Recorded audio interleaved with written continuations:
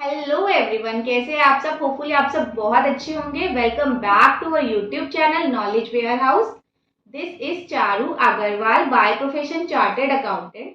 आपके सामने अकाउंट से कंसेप्ट को क्लियर वे में समझाने के लिए वीडियोस लेकर आई हूँ।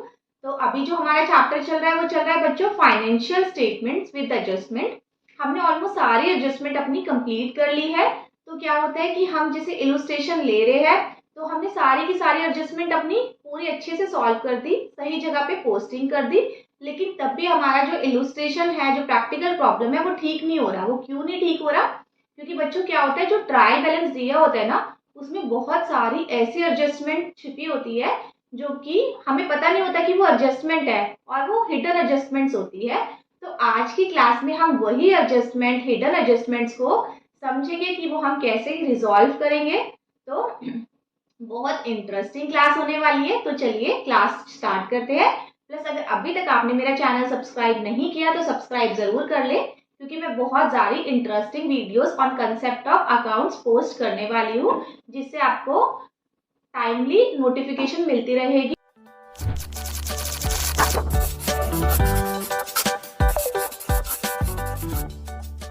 Implied adjustment trial balance as at 31 March 2023 दे रखा है। डेट पर्टिकुलर्स और क्रेडिट दे रखा है हमें। उसके बाद हमें दे रखा है, देखो सबसे फर्स्ट हमारी क्या है, 24% इन्वेस्टमेंट जिसकी जो फेस वैल्यू थी 1 लाख है, परचेज ऑन 30 अगस्त 2022। ठीक है, 98,000 में हमने एक इन्वेस्टमेंट खरीदी है, जबकि उसकी जो फेस वैल्यू थी वो थी 1 लाख। मतलब 1 लाख रुपए की चीज थी जो हमने 98,000 में खरीदी है 30 अगस्त को। ठीक है, तो अगर देखो हमने कहीं अगर हम इन्वेस्ट करते हैं तो उसके बदले में हमें इंटरेस्ट भी मिलता है, और वो जो इंटरेस्ट बचा वो बता रहा है हमें कि 24% है। सबसे पहले तो हम क्या करेंगे, सबसे पहले तो हम अपना इंटरेस्ट निकालेंगे कि मेरा कितना इंटरेस्ट बनता है। तो हम यहाँ पर देखते हैं, देखो 24% इंटरेस्ट है, फेस वैल्यू 1 लाख पे। हमने 98,000 में तो परचेज की है हमने, जबकि उसकी वैल्यू कितनी थी, फेस वैल्यू कितनी थी, 1 लाख थी। तो जब भी हमारा जो इंटरेस्ट निकलता है इन्वेस्टमेंट में, हमेशा किस पे निकलता है बच्चों, फेस वैल्यू पे निकलता है। तो हम जो 24% लगाएंगे वो किस पे लगाएंगे, 1 लाख। 1 लाख की चीज हमें कितने में पड़ गई, 98,000 में। लेकिन वो जो इंटरेस्ट देगा वो हमेशा हमें फेस वैल्यू पे देता है। तो बच्चों हमने क्या करना है, देखो 24% इंटू 1 लाख इतना आएगा मेरा। तो बच्चों मेरी इसकी वैल्यू कितनी आई, 24,000। ठीक है, अब वो मुझे क्या बता रहा है कि उसने कब खरीदा था, वो परचेज किया था 30 अगस्त को। 30 अगस्त मतलब कि कैसे बच्चों, देखो हमने अगर अगस्त, सितंबर, अक्टूबर, नवंबर, दिसंबर, जनवरी, फरवरी और मार्च, हमें कितने का मिलना चाहिए बच्चों।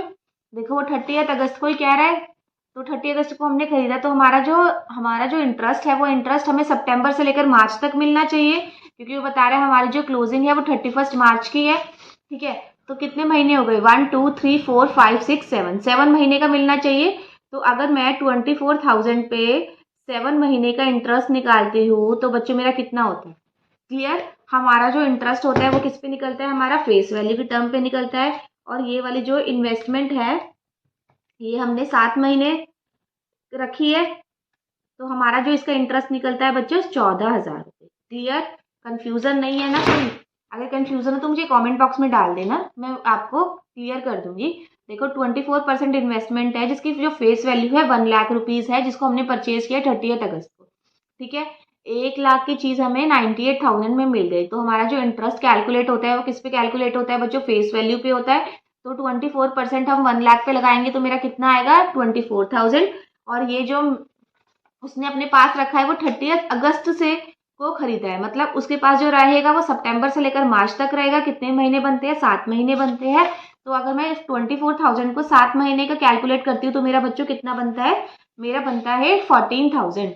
मेरा कितना बनता है बच्चों, 14,000। तो मैं क्या करती हूँ, 14,000 मेरा इसका आया, और जिसमें से कि वो कह रहा है 14,000 उसको, वो नेक्स्ट मुझे एंट्री क्या बता रहा है कि जो इंटरेस्ट रिसीव्ड हुआ इन्वेस्टमेंट में 5,000, उसको 5,000 रुपये मिल गए। मतलब कि 14,000 रुपये तो उसके बन रहे थे, उसमें से उसको कितने मिल गए बच्चों, 5,000 रुपये मिल गए। तो हमारे कितने रह गए बच्चों, 9,000। 9,000 जो है वो मुझे अभी मिलने हैं। 9,000 जो है वो मुझे अभी मिलने हैं। ठीक है, 9,000 मुझे मिलने हैं। अब देखो हम इसकी एंट्रीज कैसे करेंगे। ये हमने बना रखा है अपना format profit and loss account का फॉर द ईयर एंडेड।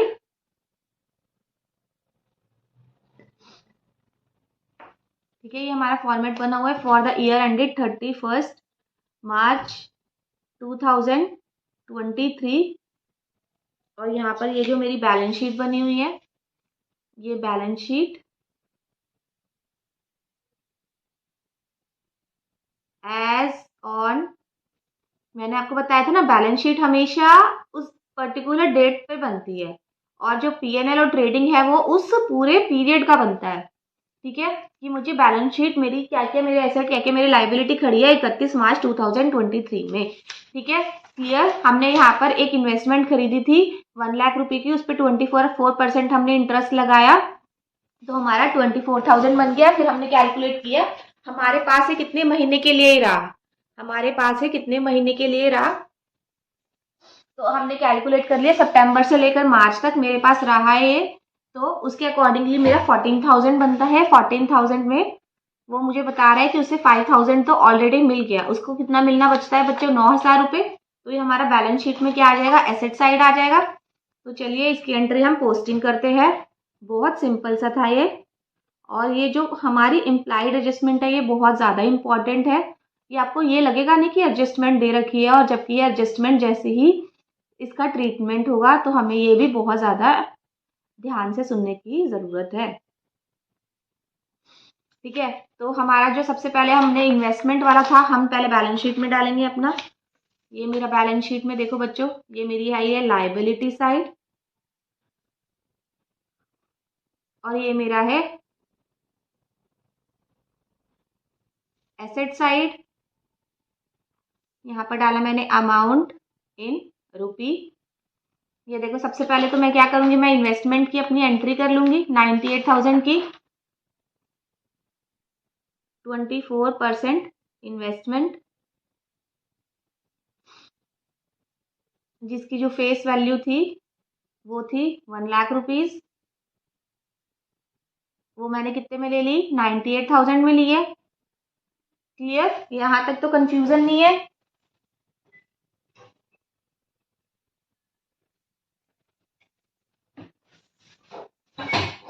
ठीक है, ये हमने पोस्टिंग कर दी। इन्वेस्टमेंट जो थी 24% की 98,000 में हमने लिख दिया 24% की इन्वेस्टमेंट जिसकी फेस वैल्यू 1 लाख की हमें 98,000 में पड़ी है। अब देखो बच्चों, अब जो हमें जो इंटरेस्ट वो बता रहे हैं, हमें जो इंटरेस्ट मिला है वो 5,000 का मिला है। तो जो हमारा जो भी हमारा इनकम्स वगैरह होती है वो मेरी किस साइड जाती है, क्रेडिट साइड जाती है पीएनएल के बाय इंटरेस्ट ऑन इन्वेस्टमेंट। ये मैंने डाल दिया अपना। ठीक है, तो बच्चों ये वाली जो इन्वेस्टमेंट है ये उसको कितने की मिली, 5,000 रुपए की मिली। हम यहाँ पर लिख देंगे 5,000 प्लस ये वाली जो इन्वेस्टमेंट्स है इस पे हमें बनता कितना था, हमें 14,000 इंटरेस्ट बनता था और मिल गया हमें अभी तक 5,000। हमें 9,000 रुपये मिलना बाकी है। तो हम क्या करेंगे यहाँ पर, इंटरेस्ट ये हमारा क्या हो गया, ड्यू बट नॉट रिसीव्ड। इसको हम एक्रूड इंटरेस्ट भी कह सकते हैं। तो इसकी वैल्यू कितनी आई, 9,000 रुपये की आई। यहाँ पर हम कितने में डाल देंगे इसको, 14,000। और यहाँ पर बच्चों क्या है, ये वाली जो इंटरेस्ट में हमें कितना आएगा, हमें एक्रूड आएगा सिर्फ। एक्रूड इंटरेस्ट बच्चों हमें कितना आया, 9,000 रुपीज। ये हमने डाल दिया यहाँ पर 9,000। क्लियर, क्योंकि जो 5,000 जो हमें ट्रायल बैलेंस में ऑलरेडी दे रखा है 5,000, ये ऑलरेडी इसके 2 इफेक्ट्स जा चुके होंगे तब ये ट्रायल बैलेंस में आया, ये पहले ही एड ऑन हो चुका होगा। अभी जो हमारा जो बचता है, जो 9,000 वाली एंट्री बचती है, हमें सिर्फ उसी का ही 2 इफेक्ट्स डालने हैं। ठीक है, मैंने आपको बताया था जो एडजस्टमेंट होती है उन्हीं के 2 इफेक्ट डालते हैं। तो 5,000 का तो एक ही इफेक्ट बहुत है, ये हमने डाल दिया पीएनएल के क्रेडिट साइड, क्योंकि ये वाला जो इसका 5,000 का ऑलरेडी इफेक्ट डल चुका होगा। हमने क्या देखा कि जो 9,000 है वो अभी तक हमने बुक्स में नहीं बुक किए हुए, तो हमने 9,000 बुक कर दिए और एक मैंने एसेट साइड डाल दिया कि इतना मुझे अभी भी लेना बाकी है इस इन्वेस्टमेंट के ऊपर 9,000 रुपीज। अब देखो मैं नेक्स्ट अपनी एंट्री देखती हूँ। मेरी नेक्स्ट एंट्री क्या बोलती है कि सैलरी 9 मंथ का 99,000 है। देखो सैलरी जो देने वाली होती है वो हमारी पूरी 12 महीने की होती है।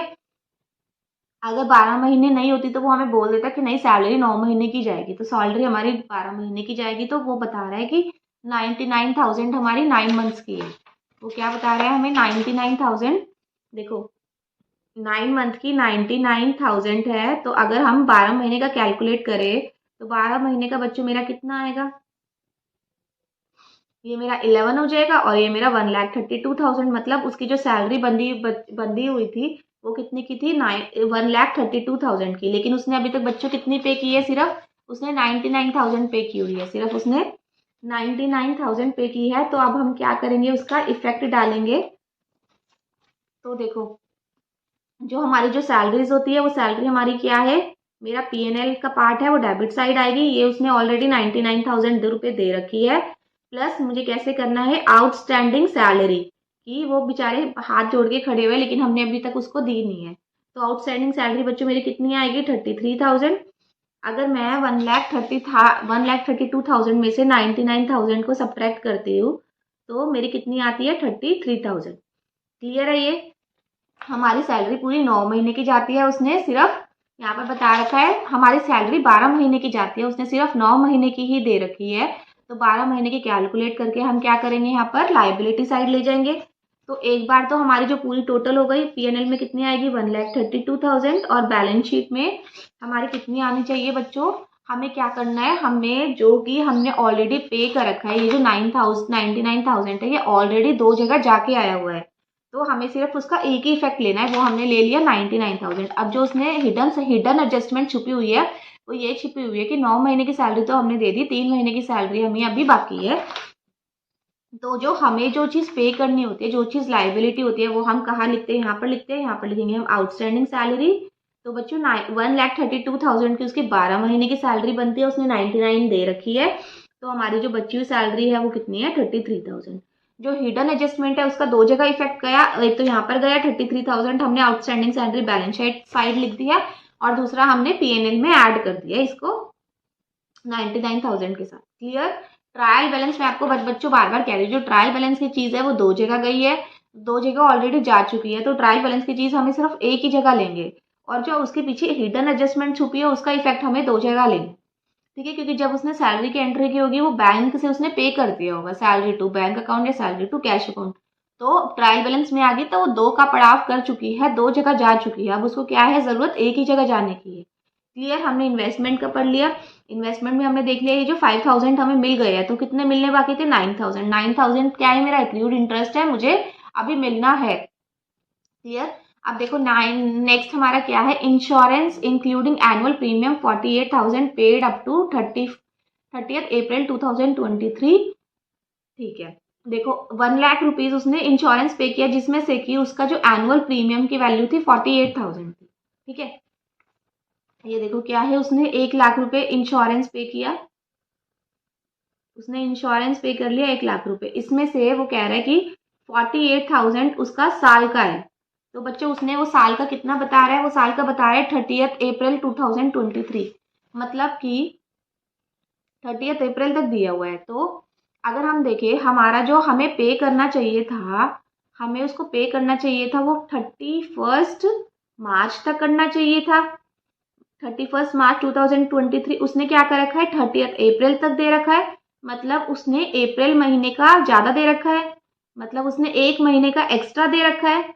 समझ गए आप। ये वाला जो 48,000 है ये 1 साल का है, उसने क्या किया 1 साल में, मतलब 30th अप्रैल 2022 से लेकर 30th अप्रैल 2023 तक का दे रखा है। लेकिन हमारा जो फाइनेंशियल ईयर है वो कब तक है 31 मार्च तक। हमें कब तक सारे खर्चे इकट्ठे करने हैं 31 मार्च तक के खर्चे इकट्ठे करने हैं। तो उसने 30th अप्रैल तक दे रखा है, मतलब उसने 1 महीने का ज़्यादा दे रखा है इंश्योरेंस एनुअल प्रीमियम। तो मेरे को क्या करना है, जो 1 महीने का दे रखा है उसको मुझे खर्चे में नहीं लेना, वो मेरा अगले महीने में जाना चाहिए। मतलब मैंने उसको पहले ही पे कर दिया, मैंने क्या कर दिया उसको पहले ही प्रीपेड कर दिया, पहले ही पे कर दिया, प्रीपेड है मेरा। 1 महीने का जो मेरा है इंश्योरेंस का एक्सपेंस वो मेरा प्रीपेड है। समझ गए बच्चा। 48,000 जो मेरा एक साल का था, एक साल में मतलब 30 अप्रैल 2022 से लेकर 30 अप्रैल 2023 तक का था। तो मुझे फाइनेंशियली बुक्स कब तक बनानी है, 31 मार्च तक की बनानी है। तो मैंने क्या किया, मैंने एक महीने का मेरे को माइनस करना पड़ेगा। तो अगर मैं देखूँ 48,000 मेरा अगर 12 महीने का है तो एक महीने का कितना होगा, एक महीने का मेरा होगा 4,000 रुपीज़। तो मैं क्या करूँगी, 4,000 को माइनस कर दूंगी। अब देखो यहाँ पर जो मेरे एक्सपेंसेस है, देखो बच्चों जो मेरे एक्सपेंसेस है वो यहाँ पर आएंगे। टू इंश्योरेंस, इंश्योरेंस बच्चों उसने कितना पे किया है, उसने पे किया इंश्योरेंस बच्चों 1 लाख रुपीज़। यहाँ पर मैंने लिख दिया 1 लाख रुपीज़। अब इसमें से वो कह रहे हैं कि 48,000 रिलेटेड टू 1 ईयर है। तो मेरे को क्या करना पड़ेगा, 1 लाख तो ठीक है उसने पे कर दिया, लेकिन उसमें से बता रहा है कि जो उसने एनुअल प्रीमियम दिया है ना, उसकी जो वैल्यू है ना वो 2023 तक की है। तो जो 48,000 में से मैंने हिसाब लगा लिया कि मेरा जो 4,000 रुपये है वो नेक्स्ट ईयर का है, वो 4,000 रुपीज़ है। 48,000 डिवाइड बाई 12 इंटू 1 मंथ करूंगी तो मेरा 4,000 आएगा, एक महीने का मेरा 4,000 रुपीज़ है। तो मतलब ये जो 4,000 रुपये है प्रीपेड इंश्योरेंस जो है वो मेरा नेक्स्ट ईयर का है, और मैंने इस साल में अपना खर्चा बुक कर लिया। तो मुझे क्या करना है, मुझे फेयर और व्यू फाइनेंशियल पोजीशंस बनानी है। तो मैंने इसको 4,000 रुपीज़ का जो मेरा अगले साल के अप्रैल का है, अप्रैल 2023 का है, उसको मैंने माइनस कर दिया और मैंने यहाँ लिख दिया यहाँ पर। क्लियर, ये हो गया मेरी इंश्योरेंस वाली एडजस्टमेंट। और यहाँ पर देखो बच्चों जो भी मेरा प्रीपेड एक्सपेंसेस जो भी मैं पे करती हूँ मेरा किधर की साइड आता है, एसेट साइड आता है। प्रीपेड इंश्योरेंस प्रीमियम कितना आएगा बच्चों, 4,000 रुपीज़। एज यूजल मैंने क्या किया, जो भी मेरी हिडन एडजस्टमेंट वाली एंट्री थी उसको मैंने दो जगह डाला उसका इफेक्ट। एक तो मैंने बैलेंस शीट में डाल दिया एसेट साइड, और दूसरा मैंने P&L में से माइनस कर दिया। ठीक है, नेक्स्ट मेरी जो एंट्री है, नेक्स्ट मेरी एंट्री है बच्चों 20% बैंक लोन। 30 जून 2022 मैंने 30 जून 2022 को बैंक लोन लिया 20%, कितने, 1 लाख रुपए का। ठीक है बच्चों, तो मेरा क्या है, सबसे पहले तो हम बनाएंगे जुलाई अगस्त, 9 महीने चलते हैं, सितंबर अक्टूबर नवंबर दिसंबर जैन फेब मार्च, कितने हो गए, 9 महीने हो गए, 1 2 3 4 5 6 7 8 9। ठीक है, ये 9 महीने उसको इंटरेस्ट कैलकुलेशन होगा। तो बैंक लोन कितना है, हमने बैंक से, हमें ज़रूरत थी पैसों की तो हमने क्या किया, बैंक से लोन ले लिया। बैंक से कितना लोन लिया, 1 लाख रुपीज़ का, और 20% अगर हम निकालते हैं तो बच्चों मेरा कितना आया, 20,000 रुपीज़ आया।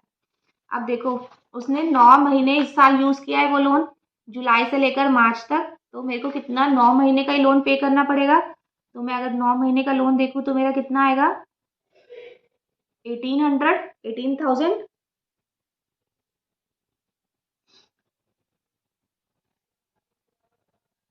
तो बच्चों मेरा जो लोन है वो कितना आएगा, मेरा 18,000। और उसने कितना अभी तक कितना लोन पे कर दिया, 45,500 पे कर दिया। तो उसको अभी और भी लोन पे करना बाकी है ना, तो उसको और भी लोन पे करना है। तो यहाँ पर हम अगर हम देखें 18,000 का उसका बन रहा था, 4500 उसने पे कर दिया ऑलरेडी, तो 13,500 उसको और पे करना है।